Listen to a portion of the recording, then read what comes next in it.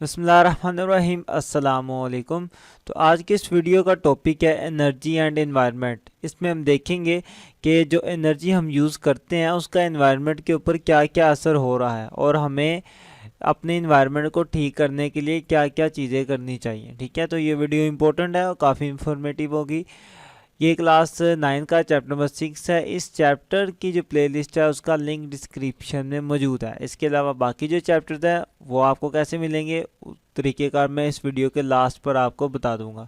तो स्टार्ट करते हैं अपने टॉपिक को, एनर्जी एंड एनवायरनमेंट। तो स्टेप बाय स्टेप करके एक एक करके हर एक पहलू को देखेंगे इस वीडियो में। सबसे पहले हम देखेंगे कि थर्मल पोल्यूशन। एक्चुअली में हम अपनी रोज़मर्रा की जो डेली लाइफ की ज़रूरियात हैं एनर्जी की, वो कहाँ से ज़्यादातर पूरी करते हैं? फॉसल फ्यूल्स को जलाकर पूरी करते हैं। ठीक है, गाड़ियों में या वैसे भी आप देखें तो हर तरफ हम कहीं ना कहीं अपनी एनर्जी पूरी करने के लिए क्या यूज़ करते हैं? फॉसल फ्यूल को यूज़ करते हैं। मतलब फॉसल फ्यूल्स आपको पता है, तेल, कोयला और गैस को फॉसल फ्यूल्स कहते हैं। तो ये यूज़ करते हैं बहुत ज़्यादा मिकदार में। उसके अलावा न्यूक्लियर एनर्जी है। न्यूक्लियर एनर्जी से मुराद है कि जब अब हमें एनर्जी चाहिए तो एनर्जी लेने का एक तरीका ये भी है कि आप फिशन रिएक्शन या फ्यूजन रिएक्शन करवाते हो। मतलब आप अपने एटम को तोड़ते हो और एटम को तोड़ने से क्या मिलती है? आपको एनर्जी मिलती है। अब मसला ये है कि इन दोनों तरीक़ों से आप जब एनर्जी लेते हो तो बहुत ज़्यादा अमाउंट में क्या निकलती है? हीट निकलती है। अब वो सारी हीट किधर जाती है? वो सारी हीट हमारी फ़िज़ा में जानी है ना, हमारी इर्द गिर्द जो माहौल है उसमें जानी है सारी हीट। तो सारी हीट हमारी उधर चली जाती है, तो नतीजतन क्या होता है? हमारे इर्द गिर्द माहौल का जो टेम्परेचर है वो हाई होना शुरू हो जाता है। ठीक है, टेम्परेचर इंक्रीज़ होना शुरू हो जाता है। और आप देख रहे हो कि अब हमारा टेम्परेचर, हमारी ज़मीन का टेम्परेचर पहले से ज़्यादा हो चुका है। वो इसी वजह से हुआ है क्योंकि हमने बहुत ज़्यादा फॉसल फ्यूल्स को इस्तेमाल किया है, बहुत ज़्यादा फालतू चीज़ें इस्तेमाल की है, जिनकी वजह से हीट इंक्रीज़ हो गई है। अब हीट निकल के कहाँ पे जाती है? फ़िज़ा में जाती है। ठीक है, तो हमारा माहौल क्या होगा? आस्ता आस्ता गर्म होगा। अब गर्म होने की वजह से पूरा इकोसिस्टम डिस्टर्ब हो जाता है। कुछ ऐसे जानवर हैं जो अब ज़िंदा ही नहीं है और कुछ ऐसे भी हैं कि जो मतलब ख़त्म होने के करीब आ गए हैं, सिर्फ इसी वजह से कि माहौल में तब्दीली बहुत ज़्यादा हो गई है। जो हमारे इर्द गिर्द का माहौल है उनमें उसमें थर्मल पोल्यूशन बहुत ज़्यादा इंक्रीज़ हो चुकी है। तो अब इस सारी की वजह क्या है? फॉसल फ्यूल्स है, मेन चीज़ है। क्योंकि हम गाड़ियों में ईंधन के तौर पर यूज़ करते हैं, लकड़ियों को जलाते हैं और भी बहुत सी चीज़ें हैं। तो आपको चाहिए कि इस बात का आप ख्याल करें कि आप बहुत कम से कम फॉसल फ्यूल को यूज़ करें। अगर आपने करीब ही कहीं जाना है तो आप बाइक को यूज़ करें। आपने अगर जाना है, दो बजाय इसके कि दो लोग अपनी अपनी बाइक पर जाए, दोनों एक ही बाइक के ऊपर एडजस्ट होकर चले जाएं ताकि कम फ्यूल इस्तेमाल हो। इस तरीके से जितना हो सके आपको कम करना चाहिए। और इसी तरह ये अक्सर लोग क्या करते हैं कि खाली जगह पर जो कूड़ा करकट पड़ा होता है उसको आग लगा देते हैं। तो ये इंतहाई जाहलाना काम है।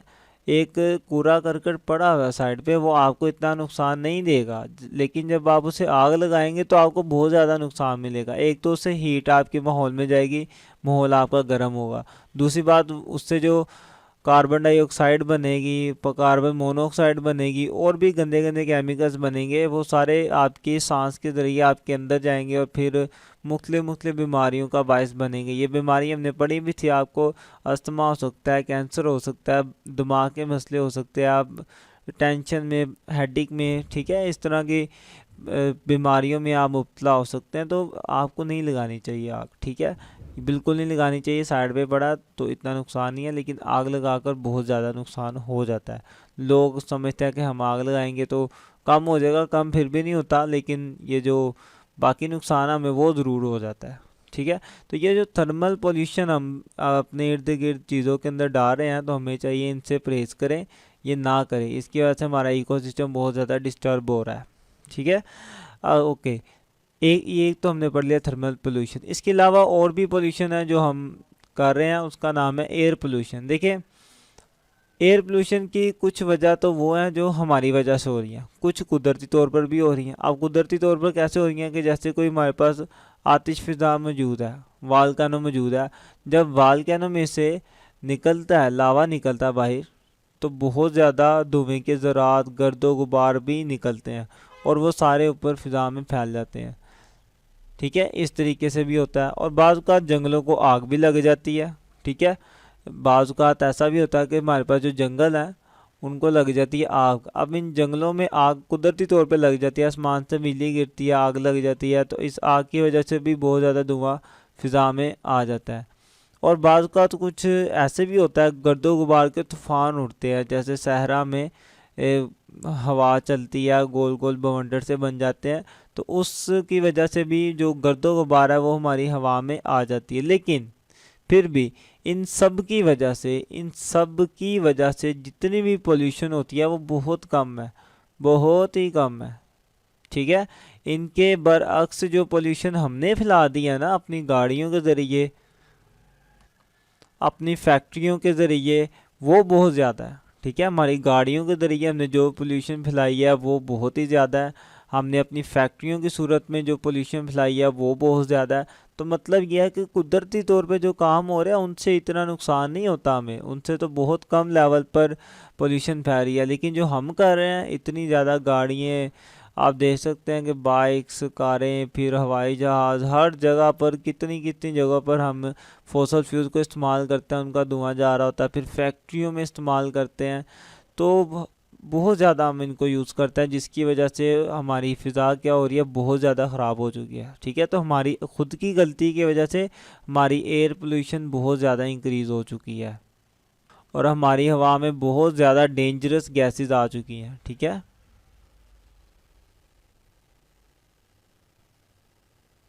तो हमें क्या चाहिए, अपनी एयर पोल्यूशन को भी कंट्रोल करें। तो कंट्रोल करने का फिर वही तरीका जो मैंने बताया कि आपको फॉसल फ्यूल कम से कम यूज़ करना है, चीज़ों को आग कम से कम लगानी है, और आपको चाहिए कि आप इनको इस्तेमाल भी कम करें। ठीक है, ओके, तो हमने एयर पोल्यूशन के ऊपर भी देख लिया। नेक्स्ट के प्रोड्यूस वेस्ट हीट, कि हम कुछ ऐसे काम भी करते हैं जिसकी वजह से बहुत ज़्यादा फालतू हीट पैदा होती है। देखें, अगर हम फिशन रिएक्शन की तरफ जाएं, ठीक है, हम अगर फॉसल फ्यूल्स को आग लगाते हैं फिर तो बहुत ज़्यादा धुआं पैदा होगा, हीट पैदा होगी, चलें ठीक है, कार्बन डाइऑक्साइड भी पैदा होगी। हम कोई ऐसा तरीका ढूंढते हैं जिसमें ये धुआं या कार्बन डाइऑक्साइड वगैरह पैदा ही ना हो। हम क्या करते हैं कि एटम पकड़ते हैं, उसको तोड़ते हैं, तो एटम को तोड़ने से हमें बहुत ज़्यादा एनर्जी मिलती है। अब इस सारे प्रोसेस में कार्बन डाइऑक्साइड तो पैदा नहीं होती, तो क्या मतलब, इसका मतलब ये नहीं है कि ये वाला तरीक़ेकार बहुत अच्छा है एनर्जी पैदा करने के लिए, नहीं, ये भी गलत है। वो इसलिए क्योंकि इसके नतीजे में बेशक कार्बन डाइऑक्साइड नहीं बनती, लेकिन बाकी चीज़ें बन जाती हैं। इसके नतीजे में हमें रेडिएशंस मिलती हैं। अब ये जो रेडिएशंस है ये बहुत ख़तरनाक है, ये सारी कहाँ जाती है, ये भी सारी हमारी फ़िज़ा में फैल जाती हैं। उसके अलावा जो हमें हीट मिलती है इससे, ठीक है, वो हीट भी हमारे काम की इतनी ज़्यादा नहीं होती, वो थोड़ी सी हम यूज़ करते हैं हीट, और बाकी सारी की सारी हीट क्या हो जाती है, वेस्ट हो जाती है। थोड़ी सी हीट हम इस्तेमाल कर लेते हैं बिजली पैदा करने के लिए, बाकी सारी हीट वेस्ट हो जाती है और हमारी फ़िज़ा में आ जाती है। तो अल्टीमेट इसका भी हमें नुकसान ही हुआ। बेशक कार्बन डाइऑक्साइड नहीं पैदा हुई, ये न्यूक्लियर रिएक्शन है, लेकिन बाकी जो प्रोडक्ट थी वो भी नुकसानदायी थी। तो हमें क्या चाहिए, हमें ऐसी चीज़ें भी नहीं यूज़ करनी चाहिए जिससे बहुत ज़्यादा फालतू की हीट पैदा होती है। ठीक है, तो हम ये जो वेस्ट हीट पैदा करते हैं हमें ये भी नहीं करनी चाहिए, इसकी वजह से भी हमारा इन्वायरमेंट बहुत ज़्यादा डिस्टर्ब हो रहा है। इसके अलावा हुकूमती लेवल पर भी काम हो रहा है। ठीक है, कंट्रोल एयर पोल्यूशन, ये गवर्नमेंट लेवल पर भी हो रहा है। अब गवर्नमेंट लेवल पर कैसे होता है कि गवर्नमेंट क्या करती है कि आपकी जो गाड़ियाँ हैं, गाड़ियों के अंदर कैटालिटिक इन्वर्टर यूज़ करती है। ठीक है, कैटालिटिक इन्वर्टर। अब ये क्या करता है कि आपकी गाड़ियों में से जो जहरीली गैसेस निकलती है उनको चेंज कर देता है, जिसकी वजह से वो गैसेज जब फ़िज़ा में जाती हैं तो फिर इतना ज़्यादा नुकसान नहीं पहुंचाती जितना पहले पहुंचा रही थी। ठीक है, तो कैटालिटिक क्या कर देता है, गैसेस को चेंज कर देता है, चेंज डेंजरस गैसेस।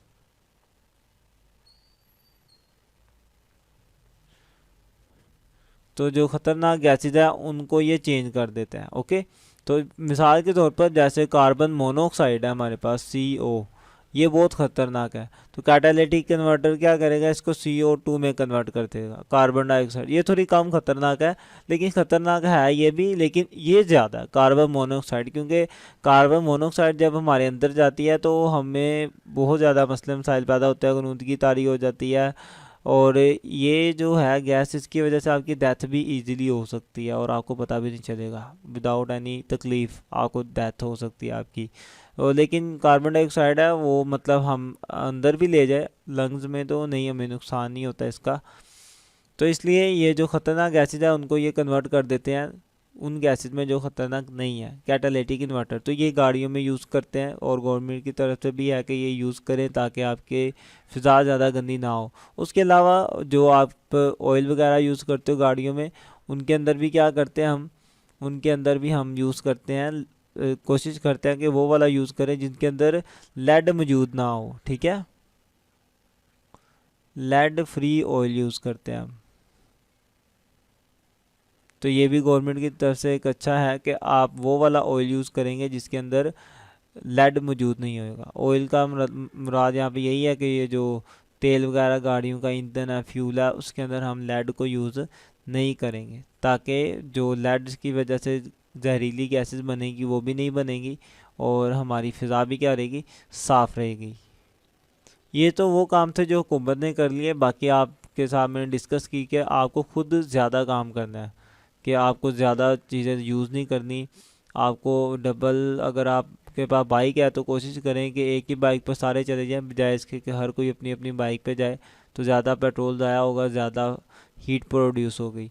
खाली प्लाट में या कहीं पे भी आप किसी कूड़े करकट को आग बिल्कुल मत लगाएं, ठीक है। उसके बाद किसी भी फालतू चीज़ को आग ना लगाएं, और जो बिजली पैदा करने के तरीके हमें चाहिए वो भी चेंज करें। हमें ये फॉसल फ्यूल्स को आग लगाकर बिजली बिल्कुल पैदा नहीं करनी चाहिए, और अपनी गाड़ियों की भी मेंटेनेंस रखनी चाहिए ताकि गाड़ियों से भी फालतू का धुआं मत निकले, ठीक है। तो स्टेप बाय स्टेप करके हमने अपने माहौल को ख़राब किया, तो इसी तरीके से हम इसको ठीक भी कर सकते हैं, स्टेप बाय स्टेप। आप ये मत सोचें कि हमारे पास तो पैसे हैं तो हम तो जितना मर्जी पेट्रोल ज़ाया करें, ये बात नहीं है। बात ज़रा थोड़ी लॉजिकल है कि आप देखिए कर एक दुनिया ही ख़राब होगी जिसमें आप रह रहे हैं, आगे उसका देखिए माहौल कितना ख़राब हो चुका है, जिसका नुकसान पाकिस्तान को भी भरना पड़ता है और बाकी ममालिक को भी। देखते हैं सैलाब आते हैं, बाढ़ से बेटाइमी होती हैं, तो बहुत से नुकसान होते हैं। तो आपको इन चीज़ों के लिए खुद एफर्ट करनी है, ठीक है। और ज़्यादा से ज़्यादा आपको क्या लगाने हैं, दरख्त लगाने हैं। दरख्त माहौल को साफ़ करते हैं। तो ये कुछ बातें थी, ये आप अपने जहन में रखिएगा। ये पेपर के पॉइंट ऑफ व्यू से ज़रा इतनी इम्पोर्टेंट नहीं है, ठीक है। मतलब आप इस टॉपिक को छोड़ सकते हो, लेकिन हर चीज़ पेपर के पॉइंट ऑफ व्यू से नहीं देखनी चाहिए। आप पढ़ने के साथ सीखने भी आते हो, तो आपको ये चीज़ें सीखनी चाहिए कि हमें कैसे अपने माहौल को ठीक करना है, ओके। तो वीडियो अच्छी लगे तो इसको शेयर लाजमी करें। मिलते हैं इंशाल्लाह नेक्स्ट वीडियो में, तब तक के लिए अल्लाह हाफिज़।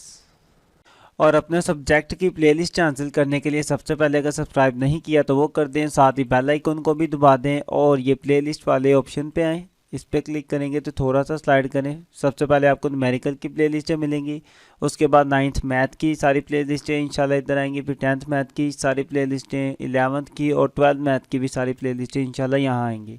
उसके नीचे फ़िज़िक्स की प्लेलिस्ट है, पहले 9th क्लास की और उसके बाद 10th क्लास की फ़िज़िक्स की प्लेलिस्टें होंगी।